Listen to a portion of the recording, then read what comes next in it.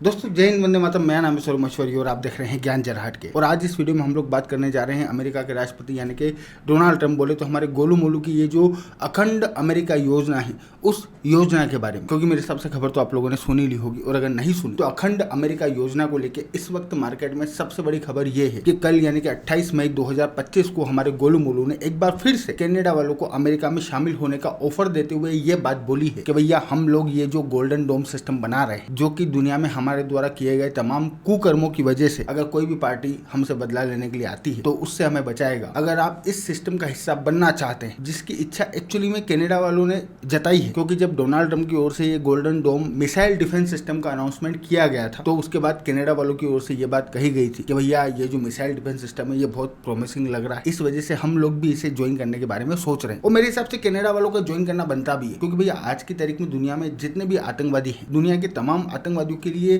छुपने की दो ही लोकेशन है, एक पाकिस्तान और दूसरा कनाडा। अब अभी भारत और पाकिस्तान के बीच में जो कॉन्फ्लिक्ट हुआ उसमें ये बात साफ साफ क्लियर हो गई कि भैया पाकिस्तान जो है वो आतंकवादियों के छुपने के लिए सेफ प्लेस नहीं है। इंडिया पाकिस्तान के अंदर किसी भी लोकेशन पे छुपे हुए किसी भी आतंकवादी को स्ट्राइक करके निपटा सकता है। सो अब आतंकवादियों को सिक्योर रखने के लिए कोई सेफ लोकेशन तो चाहिए ना, इस वजह से कनाडा एकमात्र ऑप्शन है। और अगर कनाडा गोल्डन डोम सिस्टम को ज्वाइन कर लेता है तो फिर कनाडा में शरण लेके बैठे हुए आतंकवादियों को उससे बेस्ट सेफ्टी क्या मिलेगी। सो वैसे भी कनाडा वालों ने गोल्डन डोम सिस्टम को ज्वाइन करने की इच्छा जताई है, और मेरा पर्सनल ओपिनियन भी यही कहता है कि इन लोगों को ज्वाइन करना चाहिए। बट हमारे गोलू मोलू ने कल पोस्ट करते हुए कनाडा वालों को ये बात बोली कि बेटा ऐसा है कि जो गोल्डन डोम सिस्टम हम लोग बना रहे हैं ये फ्री में नहीं बन रहा। अगर आपको इसे ज्वाइन करना है तो उसके लिए आपको $61 बिलियन का पेमेंट करना पड़ेगा। और अगर आप चाहते हो कि आपको ये पेमेंट ना करना पड़े तो कुछ भी मत करो, पेंट खोलो, हे ट्रंप बोलो और अमेरिका के 51st स्टेट बन जाओ। सो ये डोनाल्ड ट्रंप ने बोला है, जिसको लेके अभी कनाडा की ओर से कोई भी रिएक्शन नहीं आया है। बट अगर हम लोग हाइपोथेटिकल सोचें तो कनाडा अगर अमेरिका का हिस्सा बन जाता है तो उसकी वजह से दुनिया में ऐसा कोई बहुत बड़ा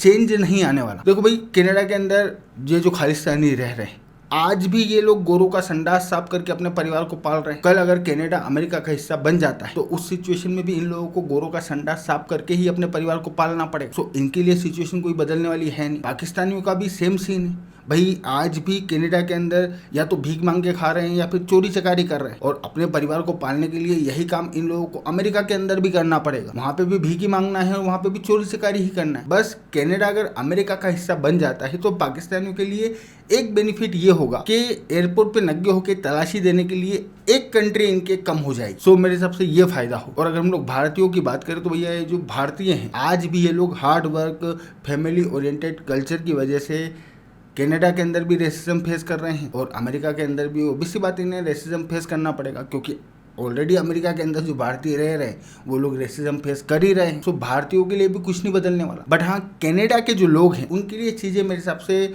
थोड़ी सी बेहतर हो जाएगी। भाई आज कनाडा के अंदर रहने वाली ये जो गोरी चमड़ी वाली पॉपुलेशन है, क्योंकि ये लोग कनाडा का हिस्सा है, इस वजह से ये बेचारे उस तरीके से खुल के बिहेव नहीं कर पाते जिस तरीके से एक गोरी चमड़ी वाले पर्सन को बिहेव करना चाहिए। बट कल अगर ये अमेरिका का हिस्सा बन जाएंगे तो फिर उस सिचुएशन में एक ट्रू रेसिस्ट जिस तरीके से बिहेव करता है, जिस तरीके से सोचता है, जिस तरीके से उसका आचरण होता है, कनाडा के लोग भी खुल के ये सब काम कर पाएंगे। सो मे बी पॉसिबल कनाडा के लोगों के लिए ये थोड़ा सा बेनिफिशियरी होगा। खैर ये तो मजाक की बात हुई, बट अगर हम लोग थोड़ा सा सीरियस नोट पे बात करें तो असल सवाल ये है कि डोनाल्ड ट्रंप यहाँ पे जो कनाडा को ऑफर कर रहे हैं कि भैया आप अमेरिका का हिस्सा बन जाओ, अमेरिका के 51st स्टेट बन जाओ, क्या ये पॉसिबल है? तो इसका इमीडिएट आंसर तो यही है कि हाँ, डेफिनेटली ये 100% पॉसिबल है कि कनाडा अमेरिका का हिस्सा बन सकता है। लेकिन कनाडा अमेरिका का 51st स्टेट बनेगा इस बात के चांसेस बहुत कम, क्योंकि प्रोसेस बहुत डिफिकल्ट है। भाई सबसे पहले तो कनाडा के अंदर इन लोगों को रेफरेंडम करवाना पड़ेगा, देन कनाडा की जो पार्लियामेंट है प्लस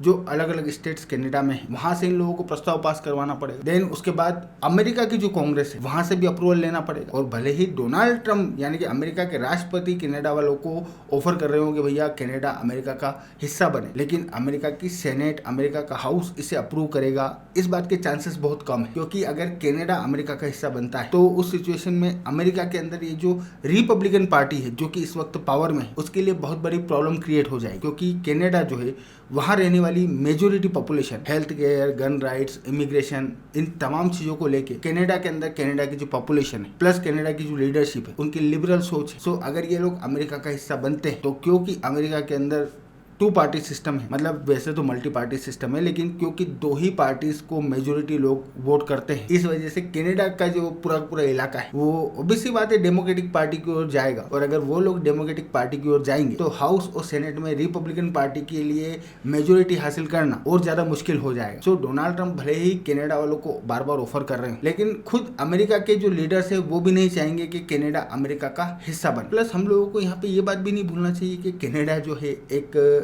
G7 नेशन है। कनाडा का अपना पॉलिटिकल सिस्टम है, उसकी अपनी पॉलिसीज हैं जो अमेरिका से पूरी तरीके से अलग है। कनाडा के लोगों की मानसिकता वो अमेरिका के लोगों से पूरी तरीके से अलग है। और शायद यही वो रीजन है जिसकी वजह से पिछली बार भी जब डोनाल्ड ट्रंप की ओर से कनाडा वालों को ये ऑफर किया गया था, जस्टिन ट्रूडो की फाइल निपटने के बाद में जो नए प्रधानमंत्री बने, नए प्रधानमंत्री को जब डोनाल्ड ट्रंप की ओर से ये अमेरिका को ज्वाइन कर लो वाला ऑफर दिया गया था तो कनाडा के नए प्रधानमंत्री ने वो ऑफर इमीडिएटली रिजेक्ट कर दिया था। सो इस बात के बहुत ज़्यादा चांसेस है कि कनाडा वाले अमेरिका को ज्वाइन नहीं करेंगे और अमेरिका वाले भी नहीं चाहेंगे। और स्पेशली ये जो रिपब्लिकन पार्टी इस वक्त अमेरिका के अंदर पावर में है, जिसके राष्ट्रपति डोनाल्ड ट्रंप हैं, वो उस पार्टी के लीडर्स खुद नहीं चाहेंगे कि कनाडा अमेरिका का हिस्सा बने। बट अब यहाँ पे सबसे बड़ा सवाल ये खड़ा होता है कि भैया जब ये पॉलिटिकल पार्टी और इस पॉलिटिकल पार्टी के लीडर्स खुद नहीं चाहते कि कनाडा अमेरिका का हिस्सा बने तो फिर डोनाल्ड ट्रंप कनाडा को पुश क्यों कर रहे हैं? तो इसके पीछे का जो सबसे लॉजिकल आंसर है वो है कनाडा वालों को ये गोल्डन डोम सिस्टम को फंड करने, प्लस इसके लिए जो लोकेशन अमेरिका वालों को चाहिए वो लोकेशन कनाडा वाले अमेरिका वालों को दे दे। क्योंकि ये जो गोल्डन डोम सिस्टम है जिसमें